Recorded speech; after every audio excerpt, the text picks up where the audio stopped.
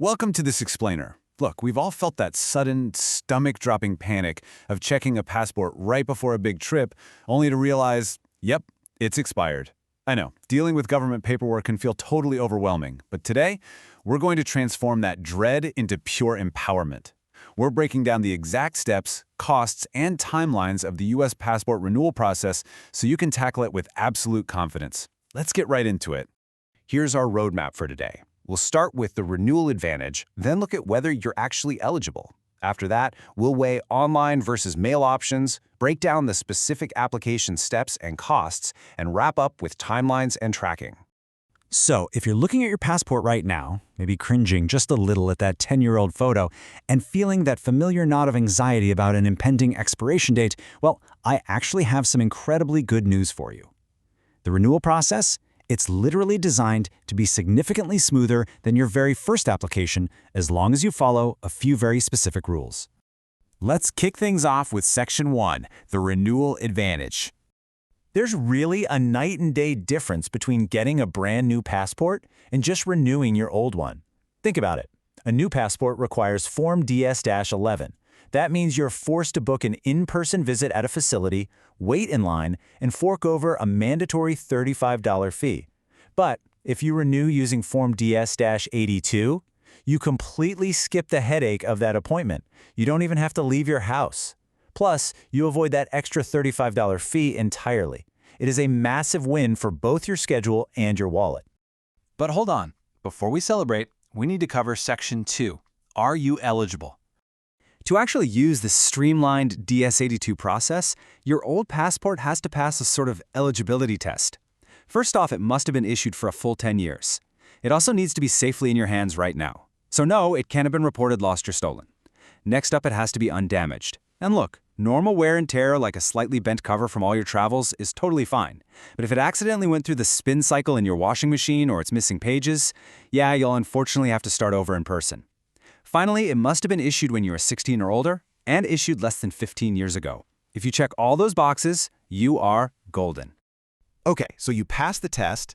Let's move to Section 3, online versus mail. You now face a bit of a fork in the road, and both are honestly great options, but they serve totally different needs.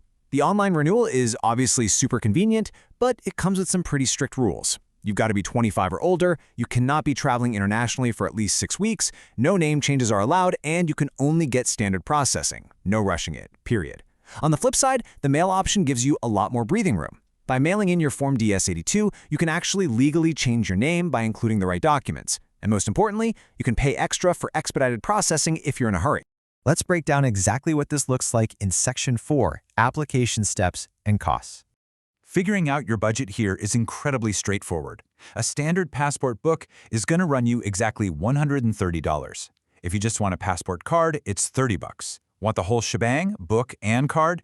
That's $160. And if you need that expedited service by mail, you just tack on an extra $60. But here is the best part. Notice what's completely missing. That $35 acceptance facility fee.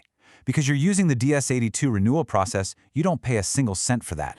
Now, if you're taking the mail route, assembling your packet is basically just like following a simple recipe. Step 1. Print your completed DS-82 form, single-sided. Honestly, this is a super common trap. Whatever you do, do not print on the front and back of the paper. Step 2. Carefully attach a brand new, unbent passport photo that perfectly matches their specs. Step 3. Toss your old passport into the envelope. Step 4. If your legal name is changed, throw in that official document, like a marriage certificate or court order. And finally, Step 5. Include your payment. Then, just bundle it all up securely.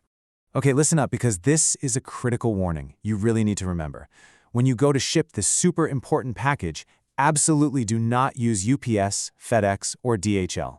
You literally have to use a trackable United States Postal Service or USPS delivery method. Why? Well, because the government's renewal mailing address is a P.O. box, and private carriers simply cannot deliver to it.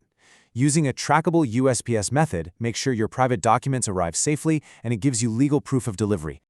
All right, moving into the home stretch with Section 5, timelines and tracking. Once the Department of State actually gets your application in their hands, routine processing currently takes around 4 to 6 weeks. If you opted for the mail-in method and paid that extra $60 for expedited service, that cuts the timeline down to about 2 to 3 weeks. But you guys, watch out for this hidden trap. These timeframes do not include mailing time on either end. You always have to factor in the transit time for your application to get there in the first place, and for the shiny new passport to travel back to your mailbox. Alternatively, if you met all those strict requirements we talked about earlier and you qualify for the official online path, the steps are even simpler. Just head over to the official government website and please make absolutely sure it's a .gov and not some third-party scam site. Upload your photo and info, pay your fee online, and then just wait. You'll get really convenient email status updates as they process your digital file, which keeps you totally in the loop without you ever having to print a single piece of paper. So let's bring this all together with a quick example. Take John. John realizes his adult passport is expiring literally right before a big summer trip. Instead of going into full panic mode, he checks the rules, sees he's fully eligible, and chooses to mail his DS-82 form. He grabs his old passport and a fresh photo, pays exactly $130 for a standard book, and mails it using trackable USPS. And just like that, John successfully navigated the system and secured his passport without ever leaving his house for a frustrating, time-consuming appointment. Honestly, the absolute best takeaway from this entire explainer comes down to one simple number: 0. By renewing correctly, checking your eligibility, and taking advantage of the DS-82 process, you pay exactly $0 in those frustrating facility fees. You keep that hard-earned money in your own pocket, and you save hours of your precious time. It really leaves us with a fascinating thought to close out on. I mean, if navigating this notorious government process is actually this straightforward when you just know the rules and use the systems in place, what other bureaucratic mountains out there might actually just be molehills? Thank you so much for joining me to demystify this whole process. Keep learning, stay organized, and safe travels on your next big adventure.